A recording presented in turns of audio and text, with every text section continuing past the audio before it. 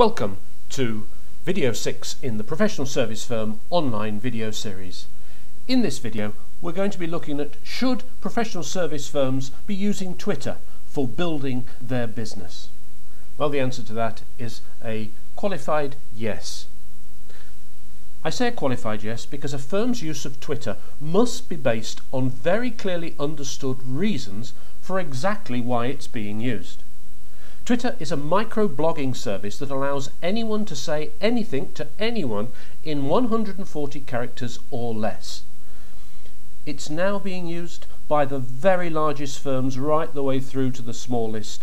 All commercial firms who have an online acumen are now using Twitter, and most who are using it effectively have clearly defined business objectives.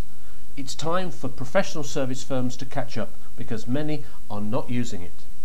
So how do you get started with Twitter? Well, if you haven't got an account, sign up. It's free. When you sign up, you'll get an account, a home page, a profile page, and a Twitter handle. My handle is @skemba. You'll need a photo, an avatar, an image of 100 by 100 pixels. It'd be a good idea to get yourself one of these and save it, because in much of the work that you'll be doing using the social media, an avatar of about this size is ideal. Picnic, if you don't have picture editing software, is a great one. picnik.com. Free and a really useful tool for playing with pictures. So, why use Twitter? I know many scorn the use of Twitter and see it as a waste of time, but just stop for a minute and think about this. Just maybe there are certain business development objectives that Twitter might help you to fulfill and from which much else might flow. You can use Twitter to network with others in your sector or your geographic area in which you're working, to get up-to-date access to what's being said about you, your firm or your services. You can use it to gain ideas or content or links or resources and tips focused on any area where you need to know more or where you want to keep up to speed by hearing from sector or niche leaders, because the information coming through on the tweets that you're following allow you to get to the information that you may need to know about. You can use it to monitor what's being said about clients and their services, or about competitors and their services. You can use it to extend the reach of your ideas or your blog posts or your articles or your podcasts or your videos or your audios, any other content you produce, because you can send a tweet out into the marketplace informing people about what you've just done. And if there is just one example from this very limited list that I've flagged up here, then it makes sense to start using Twitter. It really is very powerful. Now, one of the questions you'll have to ask yourself right at the outset is, who do I decide to follow? Following someone means that their tweets show up on your home page. This can give you insight, content, ideas and much more, dependent on who you've decided to follow. Now, to achieve your objectives, you need to have other people following you. So working effectively on Twitter is a double-edged issue. You need to be following and you need to be followed. And many make really hard work of Twitter because of this dilemma, and as a result they become inundated as they build a huge list of persons they follow. Don't do this. Not at the outset, unless you have a very clear reason for doing so.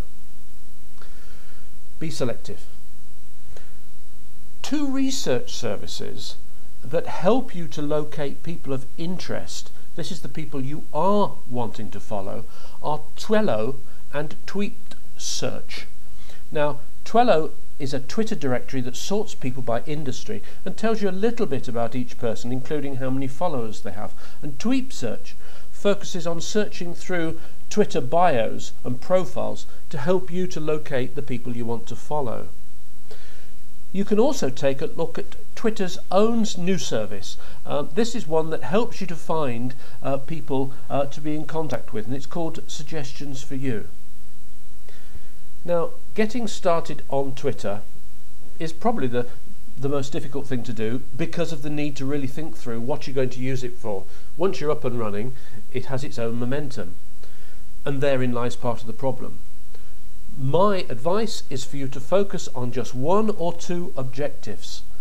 You really need to be using it in a way that it's going to give you a return, and you must be clear about what is the return you want to achieve.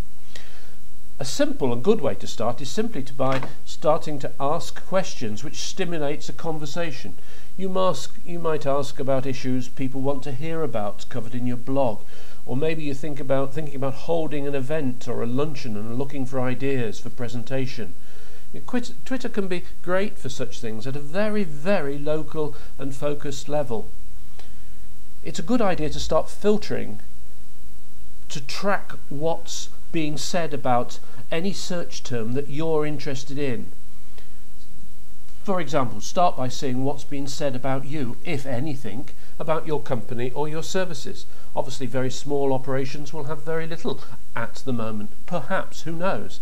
But it's so easy to start filtering.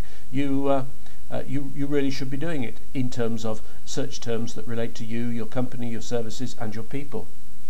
Using Twitter search, you can focus on all manner of keywords, and this will provide tweets on these subjects as they happen in real time for as long as you want to receive them. Now, you really need to get to grips with this whole issue of mining information, or information about contacts you're interested in, or any other things that you are keen to know about. If you're not really focused in what you're trying to mine, then you will become swamped. And as soon as you start to become swamped, that's a very powerful message to say, slow down, go back, we're getting nothing of real value, we're wasting time. To mine Twitter effectively, you can use the advanced search facility. This helps you to drill down to generate searches relating to exactly what you want to learn about at the level, for example, of your town or city, your niche, your company or sector or service area. It's really down to you to decide what that is. And as such, Twitter, if used well in mining terms, can really help you to identify some exceptionally hot leads. You should also use Twitter search to create RSS feeds from your searches to have tweets sent directly to your RSS reader in real time.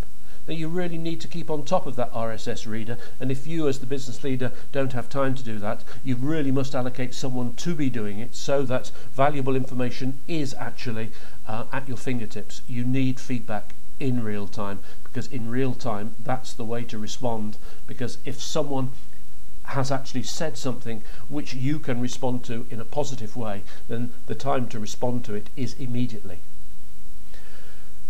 Okay, controlling your Twitter account activity. This really is an essential area of activity. One piece of software that you might like to have a look at is TweetDeck.